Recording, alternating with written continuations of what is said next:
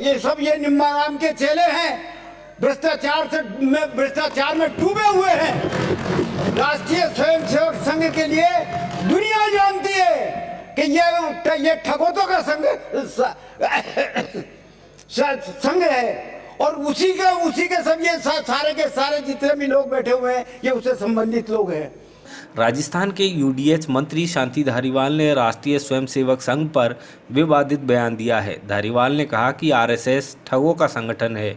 विधानसभा में भाजपा विधायकों की तरफ इशारा करते हुए उन्होंने कहा कि ये सब लोग बदनाम संस्था के सदस्य हैं, इसलिए दूसरों को भी बदनाम करना चाहते हैं। दरअसल रीट भर्ती पेपर लीक को लेकर विधानसभा के बजट सत्र में मंगलवार को भारी हंगामा हुआ। रीट की जांच सीबीआई को सौंपने की मांग को लेकर हंगामे के बाद भाजपा विधायकों ने सदन की कार्रवाई का बहिष्कार कर दिया। आज सदन के बाहर राजस्थान के हजारों नौजवान इस बात की मांग को लेकर खड़े हैं कि रीट की परीक्षा में जो चीट हुई है उसकी सरकार सीबीआई से जांच करवाए।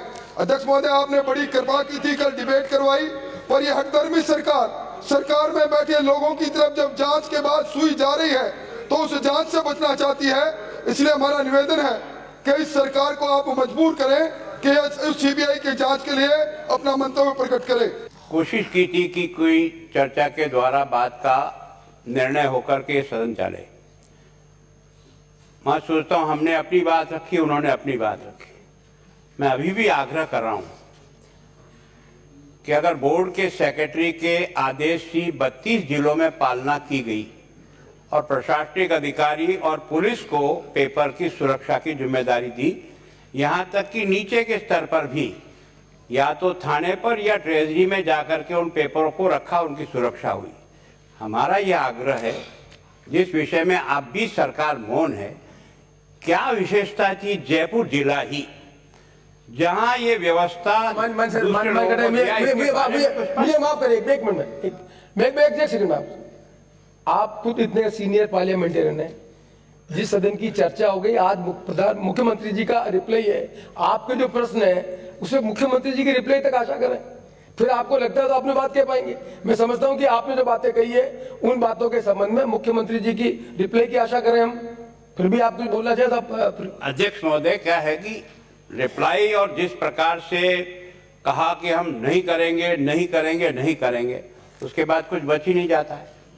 मैं सोचता हूं हम जिस विषय को लेकर के पिछले 4-5 दिन से इस सदन की कई गरिमाओं को टूटा है, इसमें कोई दो राय नहीं, लेकिन हमारी मजबूरी है कि आखिर ये जो इतने लाखों बच्चों ने जो परीक्षा दी है, आप अगर सीट मंगा के देखोगे तो आश्चर्यचकित रह जाओगे। 1 लाख बच्चे ऐसे हैं इस परीक्षा देने वाले में जिनके अंक 135, 150 में से 135 से अधिक हैं। इसका मतलब यह है कि वही बच्चे सेलेक्ट होंगे इसमें। तो वो जो गरीब का बच्चा जो किसी कारण से ट्यूशन पे नहीं जा पाया या नहीं, उसके जीवन में तो एक अंधेरा छा गया ना।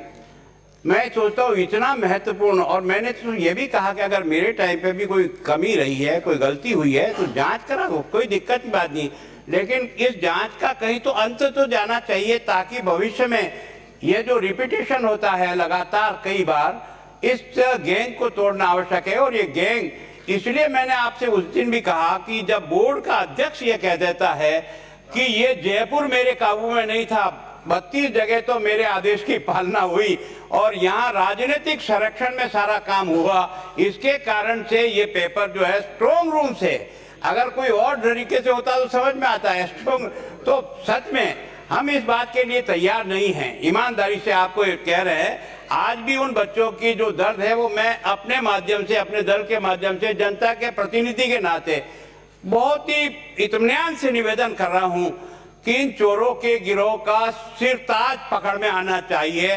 तब जाकर के उन बच्चों को ये संतोष होगा कि वास्तव में इस जांच में वो व्यक्ति भी पकड़ में आया जो इस सारे कांड का सरगना है, जिसके कारण से हुआ है। अगर इसके बाद भी सरकार की मंशा नहीं है तो मैं और मेरा दल है ना इसको वॉकआउट करते हैं और तब तक लड़ेंगे जब तक इसके बारे में कोई निर्णायक तौर पर जाकर के बातचीत नहीं होती है। भले ये लड़ाई लंबी चले तो चलेगी, जैसा भी होना होगा, लेकिन मैं इस बारे में कभी भी तैयार नहीं हूं। जवाब भी सुन लो, अपन वॉकआउट, मेरा जवाब भी सुन जाओ, भागो मत, भागो मत।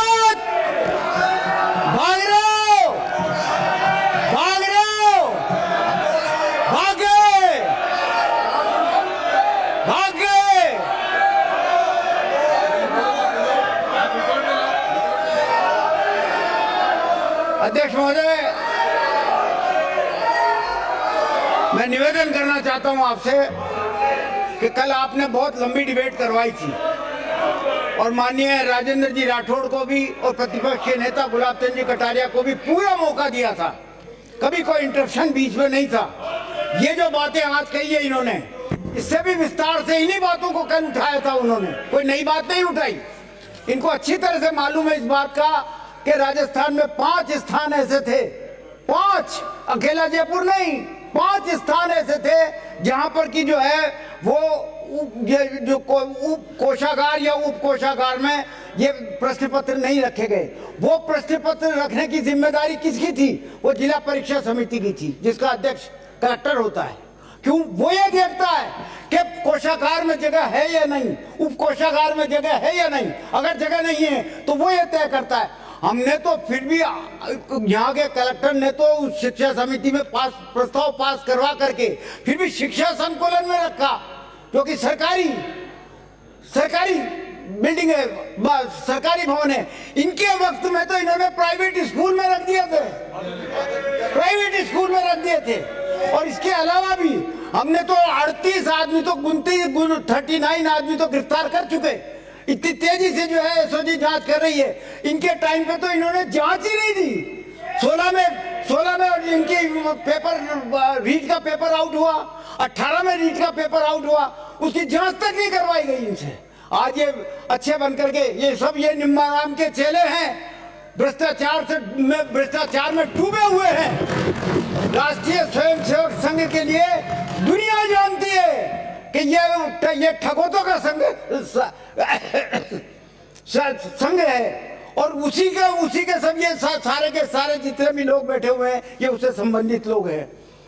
जिस बदनाम संस्था के ये सदस्य हैं, इसलिए ये दूसरे को भी बदनाम करना चाहते हैं। कुल मिलाकर के इनका मकसद ये है कि किसी प्रकार से ये सीबीआई में चले जाए, ताकि सीबीआई सेंट्रल गवर्नमेंट के हाथ में, केंद्र सरकार के हाथ में, यहाँ के दफ्तर सील कर देंगे, यहाँ की ट्रेजरी सील कर देंगे, यहाँ की जो है क्या नाम है बोर्ड का कार्यालय सील कर देंगे, ताकि सरकार जो है जो 62,000 की भर्ती करना चाहती है वो भर्ती रुक जाए। इनका मुख्य मकसद ये है कि लोग बेरोजगार को रोजगार नहीं मिलना चाहिए, कांग्रेस सरकार जो है वो भर्ती न करे, मुख्य मकसद ये है। वरना ये एसओजी के खिलाफ एक शब्द तो बोल दें, एक बता दें कि एसओजी जिस लाइन से इन्वेस्टिगेशन कर रही है क्या वो गलत है? क्या इनके क्या सुझाव हैं? अगर उन सुझावों को जो है एसईबी नहीं मानती है, ये इनके द्वारा दिए गए तर्क या सबूत अगर एसओजी नहीं मानती है, तब तो फिर भी सवाल उठता है। लेकिन एसओजी बाकायदा एसओजी की जांच की तारीफ कर चुके हैं ये लोग, और आप कहते हैं कि एसओजी ये सब दिल्ली के इशारे पर करने वाले लोग हैं। इनका खुद का दिमाग नहीं है कुछ भी, ये बिल्कुल ऊपर से खाली है। लेकिन इस प्रकार से जो है डायरेक्शन इनको इनके जिस प्रकार से सारा का सारा कर रहे हैं, इनका मुख्य मकसद यही है कि ये कांग्रेस की सरकार, ये अशोक गहलोत जो 62,000 आदमियों की भर्ती करना चाहता है वो किसी प्रकार से रुक जाए, मुख्य मकसद ये है।